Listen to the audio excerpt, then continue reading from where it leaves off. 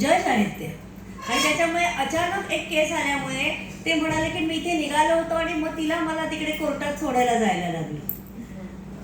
ज्योतिष मित्र मिलिंद हे 1 वर्ष आजारी आहेत. त्यांना न्यूरोचा आजार झालेला आहे, चालू शकत नाही. पण या सगळ्यांनी मला अर्थसहाय्य केलं का तर त्यांना माहिती आहे मी एकटीच आहे आणि पैसा मात्र खूप लागतो.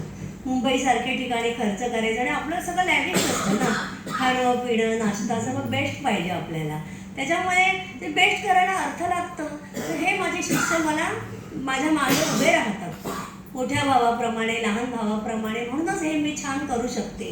आता आपण अध्यात्माचे एक आहे जे गोंदवलेकरांचे पट्ट शिष्य आहेत, जे रोज श्रीरामाचा मंत्र खूप वेळा स्वतः टाईप करतात आणि आपल्या संवाद सकाळी रात्री न चुकता पोस्ट करतात आणि प्रत्येकाला घरपोच ज्योतिषशास्त्राची पुस्तकं सेवा म्हणून देतात.